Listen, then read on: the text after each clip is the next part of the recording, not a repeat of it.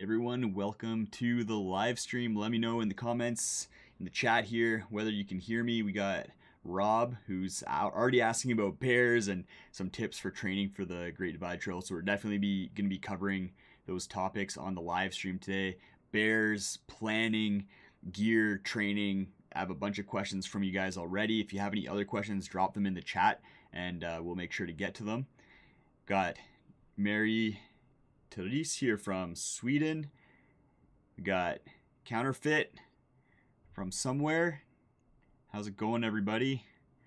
We're really looking forward to this. Like I said, if you read the title, then you kind of know. On over the weekend, my 6-hour documentary of the Great Divide Trail, my thru-hike of the Great Divide Trail, 36 days. It ticked over 100,000 views, which kind of blows my mind because it's a six-hour video. Let me know in the comments if you guys have actually watched all 6 hours of the video, because that's pretty crazy. I know it was a big trip for me, did a lot for me, so I really appreciate everyone who has watched it. But we'll talk about the Great Divide Trail a little bit, and I think even as we talk about bears and gear and training, I think even if you're not interested in the Great Divide Trail at all, you'll get a lot out of the live stream today. We got Ben. Hey Ben, how's it going with Hilltop Packs? We got Taylor. How's the AT going? Hopefully, I just dropped some podcast episodes for you that you can listen to while you're hiking. We'll have to get you on the podcast and talk about some gear. Got Liz from Fort Wayne, Cody, Sean, investigator, slow hiker, Stone Aped Adventures. Hey everybody. Yeah, really, like I said, thanks everyone for who watched those, who watched that video. It means a lot. We'll be talking about some stuff with that. I think I get a lot of questions about the training, so we'll talk about that kind of at the end here. We got Joshua, who's a channel member from Michigan, and as we kind of let people trickle in, I'll just plug my podcast a little bit. The first 3 episodes dropped today on YouTube. If you search Gear Priority Podcast with Justin Outdoors, then you'll be able to find those episodes. The first episode with Dan Durston over at Durston Gear, who makes the X-Mid, and then we have someone from MSR talking about stoves. Then if you want those as like an audio podcast through Spotify or iTunes, then those episodes are dropping tomorrow morning, and I'll make a community post. So if you're subscribed to the Justin Outdoors channel, you'll see that community post and get a link over to Spotify or iTunes, or if you just search that tomorrow sometime, you'll be able to get that. Got Blake asking some questions here. Derek, Delta, Ida Hiker, welcome everybody. So let's get into the first question from Rob. We're gonna talk about bears a little bit. So he asked, have you done any videos on bears? Nothing specifically. I have done videos on using the Ursack, which is a bear-proof container. It does a good job of deterring bears. But on the Great Divide Trail, I was charged by a grizzly bear. So if you haven't watched the video, what happened was I was walking, and even if you did watch the video, I'm not sure how well I explained this. This summer, I want to go back to where I was charged and kind of just walk you guys through what happened, because it was kind of a perfect storm of bears. Even since I've been charged, I've been going out into the Canadian Rockies still, into grizzly bear country, and I feel good because it was a perfect storm. I was walking into the wind, so the bear couldn't smell me. The wind wasn't pulling my scent towards the bear. I was walking next to a really loud creek, so it couldn't hear me because of this creek, as well as the wind factor.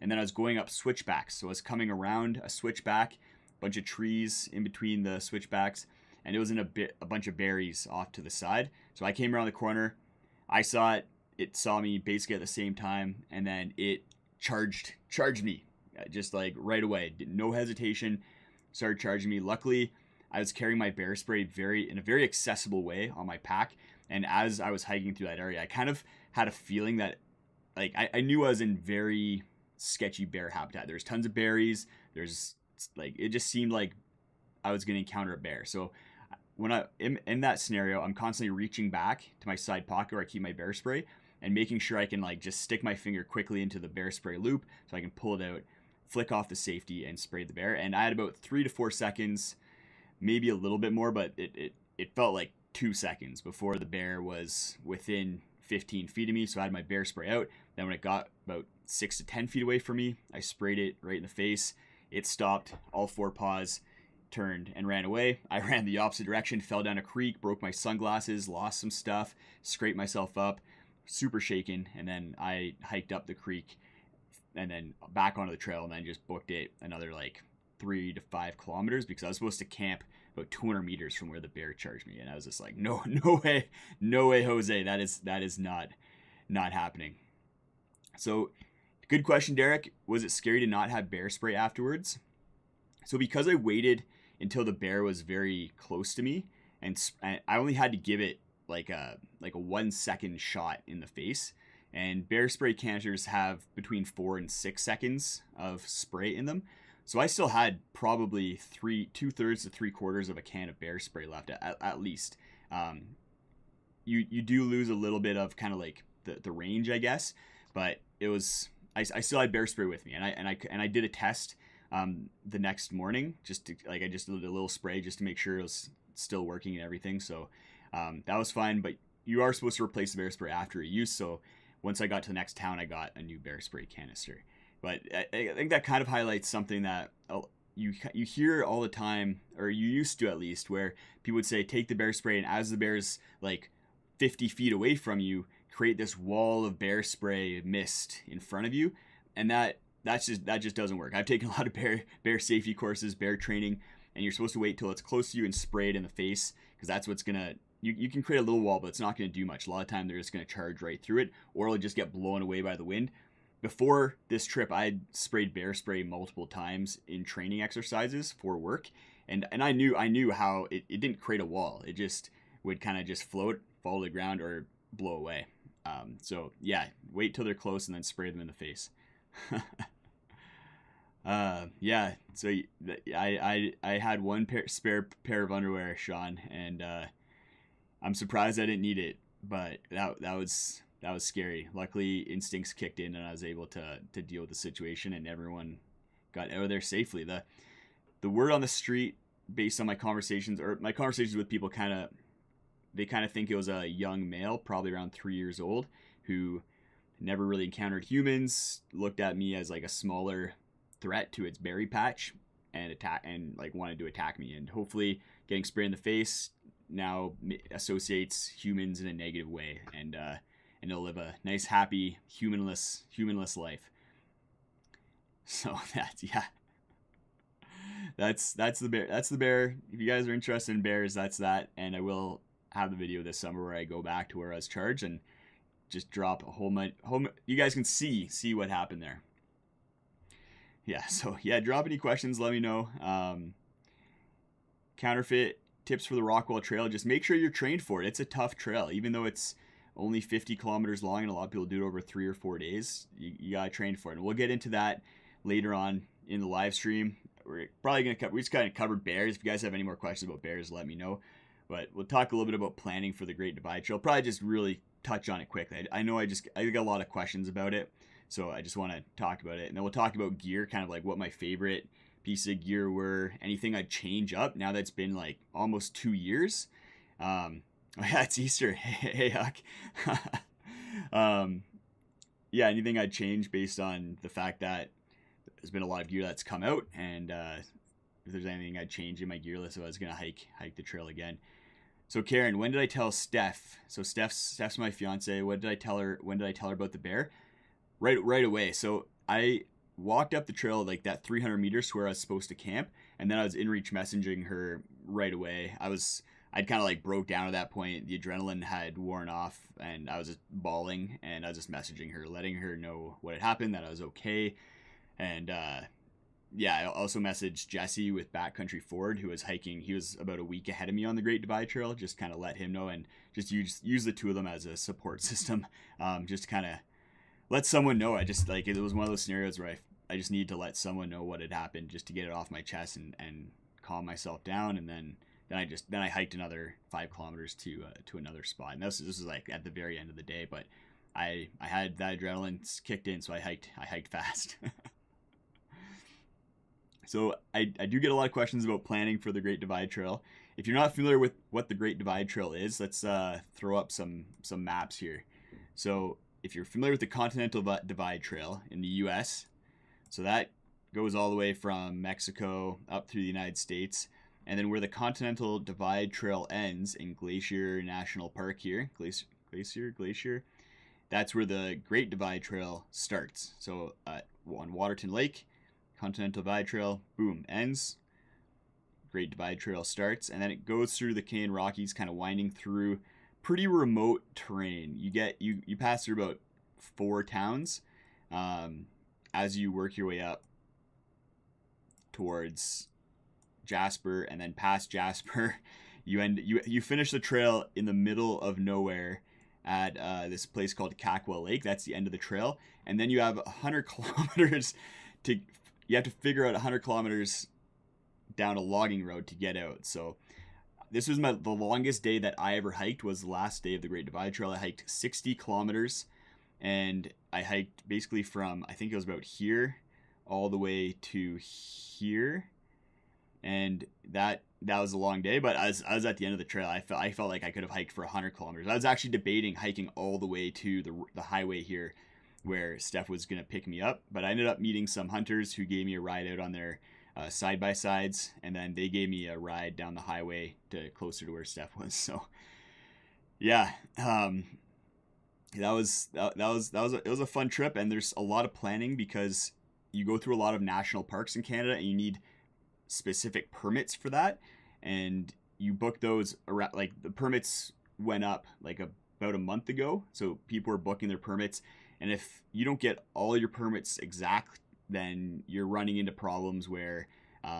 you may have to cancel the trip or figure out or do some really long days in order to get around those campsites that you didn't get. It's a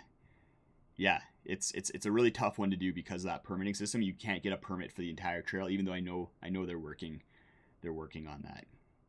And it makes it tough for food drops and everything because, like I said, there's very few towns. So the last stretch from Jasper to the end, like you're looking at an 8 to 9 day food carry, which is a lot. People who have done those, especially if you're using ultralight gear, it's a lot. Investigator asked if there's a reason I hiked it while it was so cold. So it wasn't supposed to. Well, Canada just is cold, but I started the Great Divide Trail at the beginning of August. A lot of people start at the beginning of July, and then they do it over the course of 2 months. I couldn't take that much time off work, so I started at the beginning of August and finished at the beginning of September. So a lot of people do it in like 50 days, 50 to 60 days. I did it in 36 days, averaging 37 kilometers a day with tons of elevation. It was a lot. That's why the training that we'll get into down the road was super important and worked. I was able to finish it, and I felt pretty good the entire time. But it just starts getting cold in September in Canada, and you start seeing snow. If I'd started it 2 weeks earlier, I probably would have missed some of that cold weather. But even then, in the Canadian Rockies, in the middle of the summer, it can get down to minus 6 degrees Celsius, 20 degrees Fahrenheit pretty often. Mark thought Disneyland for a week was a lot. It is a lot. Don't underestimate Disneyland for a week. You probably put in a lot of steps there. Yeah, Derek, you know what's up.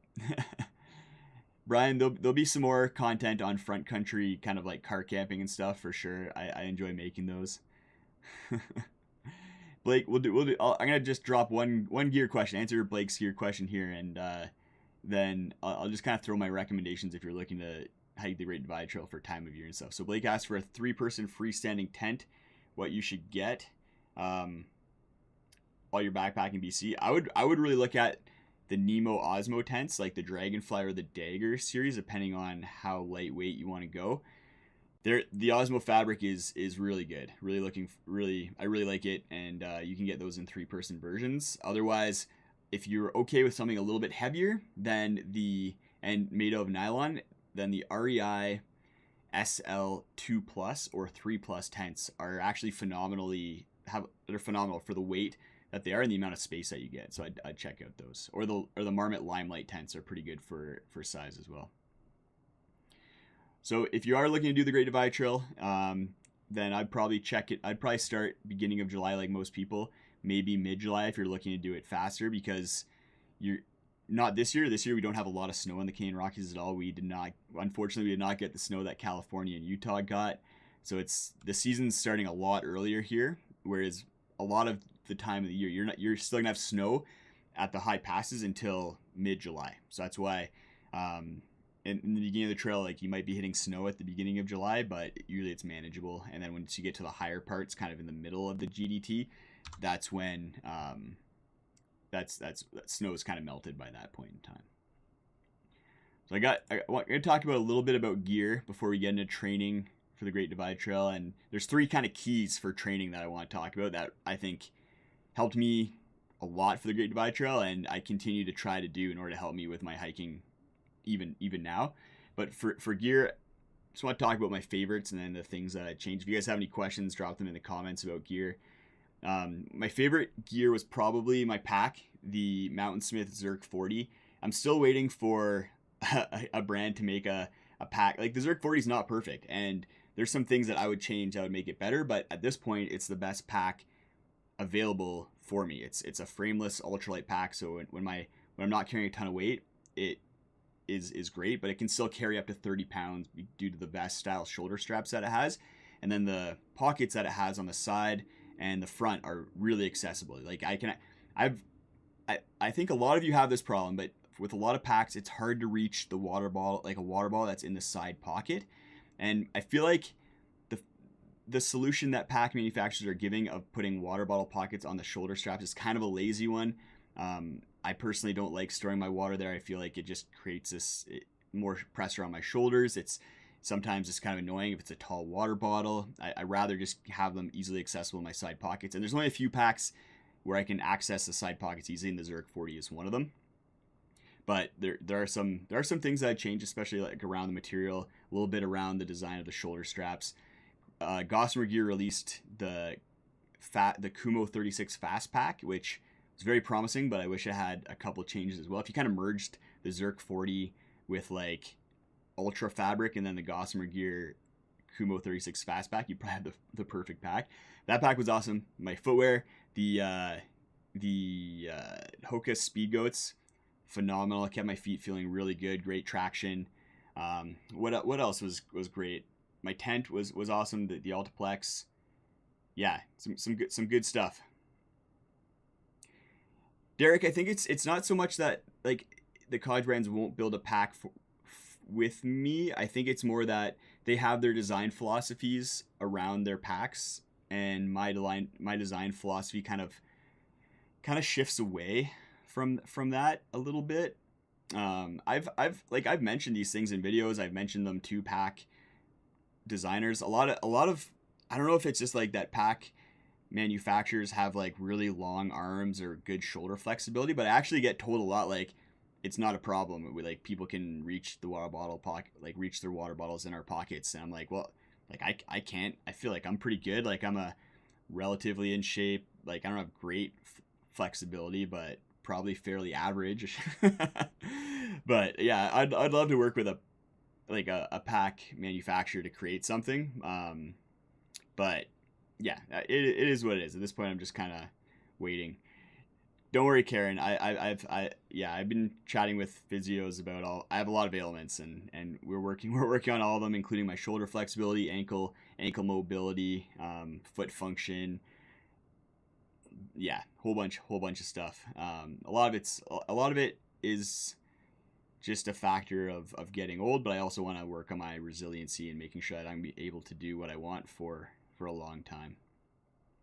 And as far as gear that I would change out, I would probably, instead of using the Altiplex, I might use the Plex Solo. It's just a little bit lighter. I really like the Plex Solo design, but the Altiplex was a really awesome tent too. They're very similar. Otherwise, the big change would probably be no more toilet paper. On the Great Divide Trail, I rationed out all of my toilet paper. I had 3 squares per wipe, 3 wipes per day, except for the day where I had a golden ticket. That ended up being like day 32, I think, where I had 4 wipes instead of just 3. So that was a magical day. I'd just use a bidet if I was doing the Great Divide Trail again. Soap and water, scrub things up, get nice and clean. That's the best way to have a clean butt, in my opinion, is to use a backcountry bidet, and you don't need to worry about toilet paper. So combine that with the Kulo Clean for just drying off once you've used soap and water down there. Then yeah, it's a great system. That'd probably be the only big change. Everything else is pretty similar. If you've watched my ultralight gearless videos, they haven't changed much in the last little while. Maybe instead of the NU25, just using the Robibond flashlight, but not a lot. If you guys have any questions about gear, drop them in. Chris asked, was the Great Divide Trail an unforgettable adventure for you? Yes, it was. I still sometimes, like, I'll think back to it, especially if I'm on parts of the Rockies. I'm in parts of the Rockies where the Great Divide Trail runs through, and I just think to myself, like, wow, like I did that. It was unforgettable and a huge sense of accomplishment for me. I put a lot into it, and I think partly because of that, I got a lot out of it as well. It's also just a phenomenal trail. There's a lot of challenges, a lot of obstacles to it. It's physically tough, mentally tough. Yeah. So because of how much I put into it, I definitely, and the stakes were so high, I got a lot out of it because of that. Kaylast, is it uncommon to hike the GDT north to south? Yeah, it's fairly uncommon. Like, you'll run into some people doing it, but a lot of people hike it from south to north because the north is a little bit more rugged, a little bit tougher. So people rather start with kind of the easier terrain, easier access on the south. As well, it's warmer down south, so you can start earlier. Whereas you have to kind of be booking it if you're going north to south. Karen asks, can you hammock on the GDT? You could. There's some spots where it'd be tougher, and some spots where you may need to go to ground, but you could probably plan it so you could hammock the whole way. And Counterfeit asks, what makes the Hoka Speedgoats better than any other shoe? And yeah, I guess I'll say they're the best for me, for my foot. They fit my foot really well. My foot has expanded over the last little bit due to some of the training that I'm doing on my feet mobility and foot function. So I now wear the Speedgoat wides. But they have a lot of cushion to them, so if you are doing big kilometers, you're not going to be wearing your feet out as much. Ideally, you train your feet, and we'll talk about this in a little bit here, to be able to do those miles even without the cushion. But at some point, you just need that cushion. They're really, like, the sole is really good. They use Vibram Mega Grip sole, which will stick to slippery rocks really well, give you a lot of traction. And with the Speedgoat 5s that came out, they addressed a lot of the durability issues. I'm going to have a video coming out here very soon where I do a 500-mile review of the Speedgoat 5s, kind of showing you how they're done. Those shoes are done after 500 miles, but I'll show you where they failed, where they did well, how they surprised me, and the journey that they went on. Yeah, Derek, the Speedgoats, I think they help with shin splints as far as just providing that cushion. I got shin splints on the Great Divide Trail after a road walk where I walked like 10 kilometers at a 6 kilometer an hour pace, and then got shin splints. It was just too much impact with not enough cushion and just going too fast. So yeah, that was that was unfortunate, but luckily it went away. That was a really scary time on the Great Divide Trail when I got shin splints, because it hurt a lot and was swollen. I have in the video, I show you guys like the bruising and swelling around my shins.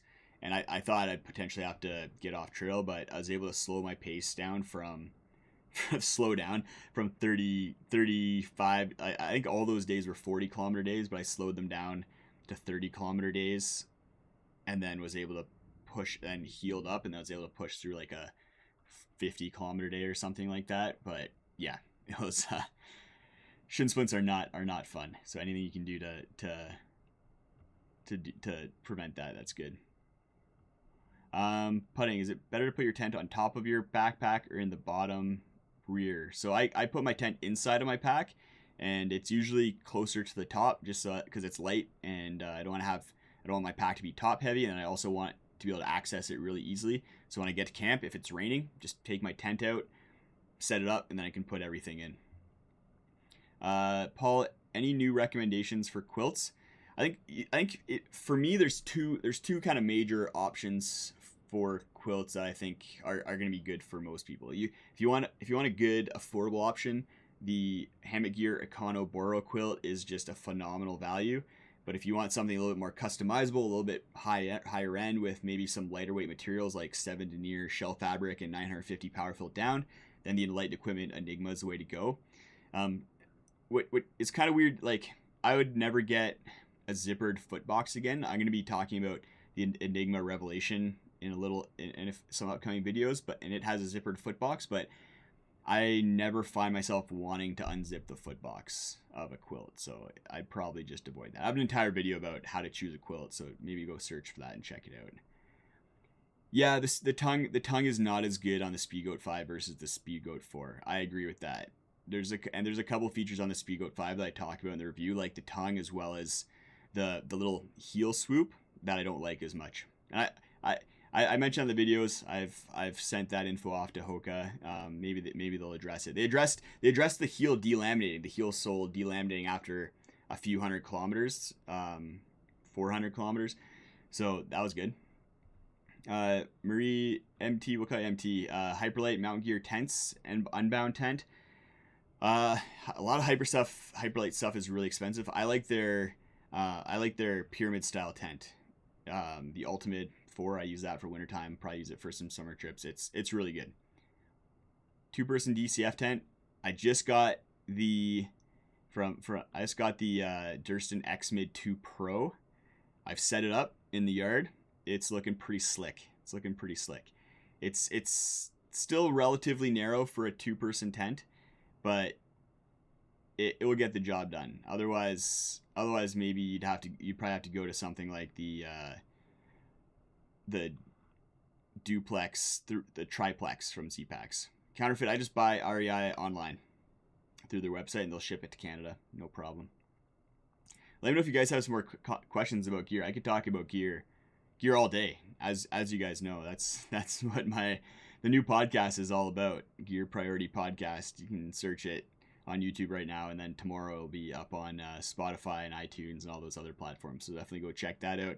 First episode is with Dan Durston with Durston Gear, and then the second one is out as well with Phil from MSR talking about stoves. The stoves video may not seem as sexy with the title and everything, but there's some nuggets there that are gonna blow your mind. Some pieces of information. Every podcast that I've recorded so far has kind of blown my mind with little pieces of information that I feel like I'm pretty knowledgeable about stuff, but I'm bringing on these experts that are just dropping bombs, which is really cool. Mark, do you have a hot tent stove? I do have a hot tent stove. This winter was kind of weird. It wasn't very cold, and I just found myself doing trips where I wanted to be a little bit more lightweight, so I didn't use my hot tent very much. But I use the 3FUL hot tent stove and teepee, and they're awesome, especially for the price. Hard to beat them. Do you think the Big Agnes Copper Spur 2 is good for 1 to 2 people? It's good. For me, the Copper Spur is expensive and heavy for what you get, but I'm sure it's a great tent for a lot of people out there. Do you enjoy decathlon gear? Yep, love it. Tons of decathlon gear and gear videos. The Trek 100 down jacket is probably one of the pieces of gear I'm most known for on this channel. I don't know. You guys let me know if there's another piece of gear that I might be more known for other than the Trek 100. Ray, I don't think we'll see DCF anytime soon from a big manufacturer. Like Big Agnes has made DCF tents. They made a DCF Tigerwall, DCF Scout. So they are making DCF tents, Big Agnes, but then they stopped because there just wasn't demand for them. I think pressure from maybe like the likes of Durston Gear and stuff might make them more inclined to make DCF tents, but I think we'll probably see more of a push towards less expensive textiles and less expensive fabrics that perform almost as good as DCF, but maybe not quite there. Like we see the Osmo fabric from Nemo working very well. It's not the same as DCF. It's not as light, not as doesn't have the same kind of strength properties, but is doing pretty well.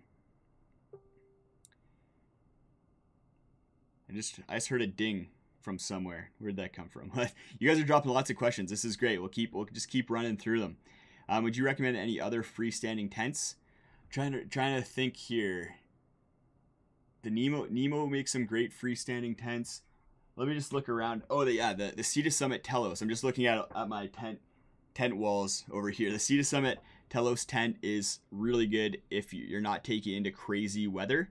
It's not the most weather, like it's not gonna deal with wind very well or snow. It'll deal with rain no problem, but wind and snow it'll probably start running into troubles. But it's really roomy, really good design, easy to set up. Some features that just set it apart, and details that set it apart from a lot of other tents. Walking sticks, Doug. I will always use walking sticks or trekking poles with my tent as I'm hiking. Yeah, why not, right?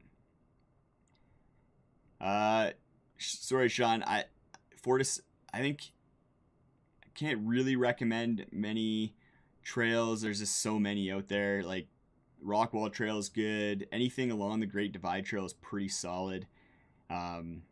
West Coast Trail is good. Yeah, there's tons.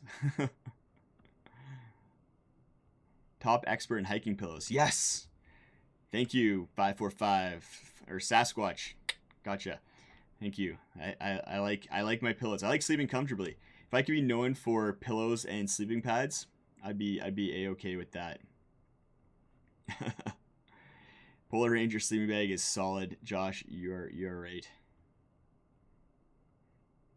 Take you on a tour of the tent wall. Let's see here. Let's see what we can do. But then I need to talk about training too, guys. A lot of you asked questions about training, so I want to make sure we get to those. But so this is my gear. I don't want to touch the webcam because it's I probably wouldn't be able to get it back. But you won't be able to see my tents. My tents are kind of like, oh maybe no, those are the shoes, jackets, other gear, then camera gear over on this side. The tent walls, maybe I need to go this way. Tent walls over, yeah, past the shoes. So you guys aren't going to be able to see it. I have a lot of tents in storage right now too because of it being wintertime. So a lot of tents are going to be coming out soon. Mark, yeah. Sorry, I haven't tried any Durson packs yet. I'm not sure they're for me. They look great, but I don't think they're for me. Mark asked if I can add Canadian prices. Honestly, only 10% of my audience is Canadian. 45% are from the US, and US currency is probably one of the most understood currencies. So that's why I put US currency instead of putting US currency, UK currency, Australian currency. Who else is big? German currency. There's a lot of different people who watch from different countries who watch my videos, and it's easy for metric and imperial. That's why I always try as best as I can to make sure I put like ounces and grams or meters and feet. But the currency one, it's gonna just be U.S. currency unless Bitcoin takes over or something like that. The hike from the Omnipresent, the hike enter picture is great. It and the Trekology 2.0 still my go-to tents or pillows, not tents. Mark, yeah, I've heard of. I have a food bag made with Hilltop's DTR. I think the DTRS 75 fabric is from Challenge sailcloth. Seems good. Yeah. And Adam asked if I have any trauma from being charged by the grizzly bear. Yes. So, not so much in like fear of going out, but if I hear a noise or see like even a squirrel kind of like running in my peripheral, my adrenaline will kick up a little bit more than it used to. All right. Yeah, so let's jump to training. So I had 3 questions about training from people not really about specifically for the Great Divide Trail, but kind of how I trained in order to successfully hike 37 kilometers a day, day after day for 36 days with tons of elevation in pretty tough terrain. And I guess I did forget a favorite piece of gear. So I will remind, so one of my favorite pieces of gear was my Garmin watch, my Garmin Phoenix. I think I was using the 6 at the time, maybe the 7, but having on like having navigation on my watch with maps and the track made it really useful, because there's lots of times where either there was no trail at all on the Great Divide Trail, or there was a lot of forks in the road, and having to take out my phone every time would have drained my phone battery a lot, would have been annoying. So being able to just look at my watch and follow a trail was super useful on the Great Divide Trail. Not needed on a lot of trails, but the Great Divide Trail, it's a good one to have. So Zinger, what was your training plan for the Great Divide Trail? Did it include a lot of cardio, lifting weights, or just backpacking? CJ asked what the best stretches are, and I kind of want to talk about the training in 3 aspects. So 3 kind of keys to training, and this will help you whether you are training for the Great Divide Trail, training for a 7-day, like a 3-day hike this summer, a 7-day hike. If you want to be more comfortable physically while you're hiking and be able to hike farther or more comfortably, then I think these are the 3 keys. So the first one is volume. Like there's for an activity like hiking, there's nothing that really replaces just getting in steps. So while I was training for the Great Divide Trail, I had a treadmill, and I put my work laptop on the treadmill. I had a little desk, so I didn't put it right on the treadmill. I had a little desk that I put it on, and then I was just working on my laptop as I was just walking. I put on a pack with some weights in it. If you're looking for a really good kind of volume to weight in order to put into a pack, wood chips are good. Like barbecue, I think they're like barbecue wood chips. They're like 30 pounds for a bag that fits nicely inside of a pack. I usually just put like a sleeping bag in the bottom or something like that, or a pillow, and then put the wood chips on top. And so volume's a key. So getting out for walks, and if a little bit of a kind of shortcut could be running. You're getting a lot of steps in while you're running, but nothing beats just walking with weight on your back. That's really going to help a lot. The second key, I would say, is strength, especially things like squats and deadlifts, those kind of big compound exercises. That's going to create resiliency in your joints and your feet and your body overall.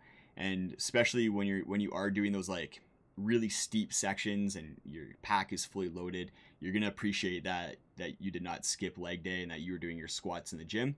And then the third thing is training your feet. I think, and I'm going to have an entire podcast on this with Chase Mountains, but your feet are such a weak point most of the time, because we're wearing shoes with super cushioned shoes with tons of support all day.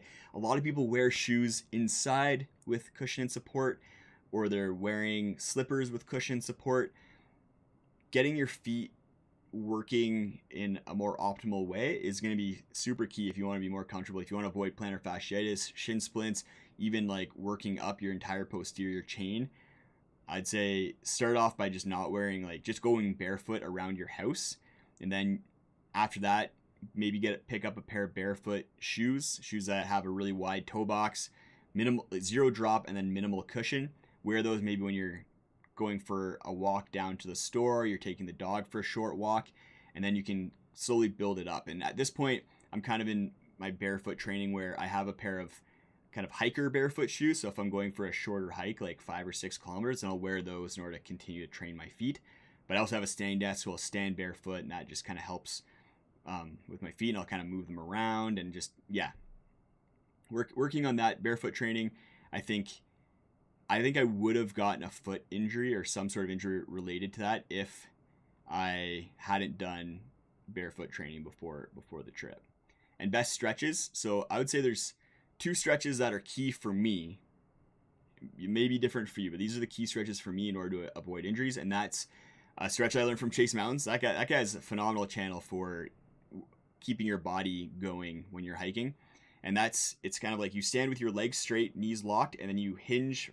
So your legs are straight, locked, and you hinge from your hips, and you go down until you can't, keeping your back straight. And then you can kind of feel it along your IT band a little bit, maybe a little bit around your knee. But I find that really helps with IT band syndrome for me, combined with a glute stretch, like a what do you call it, the 4 thing. So that's a good one. And then at the end of it, so I have to do that kind of like at the beginning of the day, just to kind of loosen up some things, and maybe midway through the day. But at the end of the day, I always make sure to either roll out my feet or do some good calf stretches and just foot mobility things. So they've been in after a day of hiking, they've been in these cushioned shoes for most of the time, and I just need to get my foot moving and stretch out my calf. So that's what I do for stretches. And yeah, let me know if you guys have any questions about training. I've been really, the Great Divide Trail really got me into the training aspect of things. And yeah, I felt like I really got to a good place with it. Like I was probably in the best shape of my life going to the Great Divide Trail. Like I could run an easy 10 kilometer. I was squatting 300 pounds, deadlifting even more, and all of this like comfortably. My feet felt great. I was in good shape, and then went on the Great Divide Trail and just destroyed my body. Lost 25 pounds and couldn't fit into my suit for the wedding that I had a week after I finished the trail. So let's go through some of the questions that you guys have here. Yeah, Mark, leg day hurts, but worth it. And Karen, yeah, balance exercises and core strength, always useful. I think something that I find useful as well, like at a standing desk, and that I want to incorporate more of, is like having some sort of balance tool to work on while I'm at my standing desk. Devin, favorite backpack of all time is the REI Flash 55. I think that pack is it's well priced, is good weight, well designed. Can't beat it. Yeah, counterfeit wood chips. If you guys missed that, put wood chips on top of like a compressed sleeping bag or pillow or something inside your pack, and that's a great way to train. So you don't have to pack. You don't have to use put all your gear into your pack in order to get the weight. Wood chips are a good weight for the volume to fill up a pack.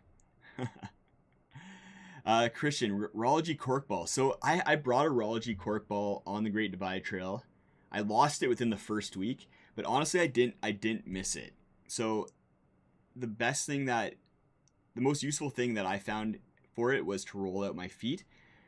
But even then, I found just kind of pressing my foot up against different angled rocks or roots and just getting them moving and then stretching out my calves to work no problem. And then for rolling out muscles, I actually found using my trekking pole. So I take my trekking pole and just push it against my quads and my calves, and that worked really well at the end of the day, just to kind of to roll out my muscles. Use your trekking pole and you'll be surprised at how well it works, especially on your quads, hammies, and calves. Any other question? I do have another question here from Dusty Old Hat. It's more of about the channel, like a philosophical question about the channel. But if you guys have any questions about gear, drop them into the chat here, and we'll talk about them. Mark mentioned that no shoes rule in the house. That's a good one. Yeah, we don't wear shoes here. I think Chase Mountains mentioned his real name. His last name isn't actually Mountains. We talked about that in the podcast, but he mentioned that a lot of people wear in the U.S. it's considered that a lot of people wear shoes. Not so much in Canada. I don't think Europe either. But even supportive slippers will kind of not help you on your barefoot journey. Would running with ankle weights be useful for trekking or hiking from counterfeit? Maybe. I don't know if I'd want to run with ankle weights. It might just be weird on your weird pressure on your ankle in some way, but maybe doing stairs or walking with them. Devin, do you do many canoe portages? So there's a lot of rivers in Alberta, but few of them require portages. They're kind of they're coming out off the mountains. They're moving fast. They haven't stilled like they do in Ontario and Quebec and those kind of areas. So when we go on canoe trips, it's more of a float. We fill our canoe up with stuff, and then the water, the current just kind of takes us down the river. It's pretty cool. I used to do a lot of canoeing in Ontario. I grew up in Ontario, and for the first 20 years of my life, all of my backcountry adventures were canoeing. I did a 30-day canoe trip through northern Ontario, and multiple multi-day trips throughout Massasauga Provincial Park, Temagami, the Algonquin Park, all those areas. Yeah, so yeah, that's kind of all the we talked about: bears, planning, gear, training. if you guys have more questions, drop them in. But the last question I want to talk to you that I got from you guys before this was from Dusty Old Hat. He asked, if YouTube went away tomorrow, would you try to continue to create outdoor content, and how would you go about it? And that's a very interesting question. I don't know if you guys have noticed this year in 2023, I've put out a lot more content. Like I'm doing shorts, so I'm posting short videos to YouTube and then Instagram and then TikTok, and then I've started the podcast. So in 2023, my goal was to work on my content by creating more content and then also improving the quality of my content. So the quality I'm still working on. I'm still trying to make better videos for you guys, taking time to plan them so that they run smoothly, they're interesting. So I'm still doing that. But the podcast has been a very fun way to create content. But if YouTube went away, I would just try to connect with you guys in whatever way was available, whether that's through a blog or like Vimeo, Instagram, TikTok. Like there's always going to be a need for people to connect. So there's always going to be someone trying to provide a way for people to connect. So I'm not really worried about that, and I wouldn't be too worried about my audience like dissolving, I guess, off of YouTube. Like subscribers don't really matter on YouTube anymore. If you make good content, then your video gets shown to people. The subscriber count doesn't matter, and I don't really. It's more of a vanity metric, and I don't really care about it too much. It'll be cool at 100,000, but yeah. So I just find where to connect with you guys. Counterfeit asked, will the podcast be available in audio only way? Yeah, so it's going to be on all the audio only podcast platforms tomorrow morning. So you can search for it on Spotify or like iTunes or whatever. And also I'll post the community tab with links to all of them tomorrow as well. So they're going to come out first. The podcasts are going to come out first on YouTube on Sunday mornings. And then they're going to come out on the audio only on Monday mornings. So if you want to catch them like right away before anyone else and comment and everything, then watch them on YouTube. Otherwise, you'll have to wait for Monday morning. Rob, use the down quilt on the GDT. Would synthetic be better or just heavier? I'd say down was better. Not better from a performance standpoint, but lighter. So I think I didn't feel like synthetic would have helped me much on the GDT. Maybe in the last week when it was very damp and wet, but for most of it, I'm glad I had a super compressible, lightweight down quilt. Yeah. So if you guys have any other questions, drop them in the chat. We've been going for 47 minutes. I could talk about planning or gear or training. If you're just getting here, this is kind of just a chat with you guys live stream, as well as thank you for watching the Great Divide Trail video. So this is it's a 6-hour documentary about my 36 days on the Great Divide Trail, where I got charged by a grizzly bear, got injured, hiked 60 kilometers one day. It was pretty crazy. So yeah, thanks everyone who watched that video. It's pretty crazy to me that 100,000 views on that. So it's probably more like 30,000 people watched it like in 3 sittings or something like that, but still pretty cool. And if you're interested in the gear that I used, Chris, then you can see right down here, ultralight backpack and gearless after 1,100 kilometers. That's all of my gear that I used on the trip, and the pack that I used was the Zerk 40, and it's one of my favorite packs still.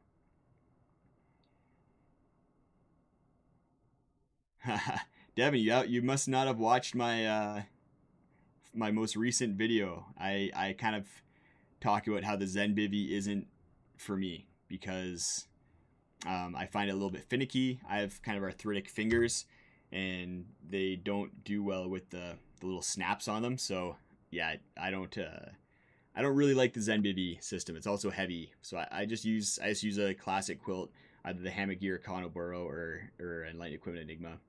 Solid quilts for me. Just make sure that you're putting the pad straps on well. I think a lot of people kind of talk about complaints with quilts because of drafts, but they're just not taking the time to set up their pad straps properly.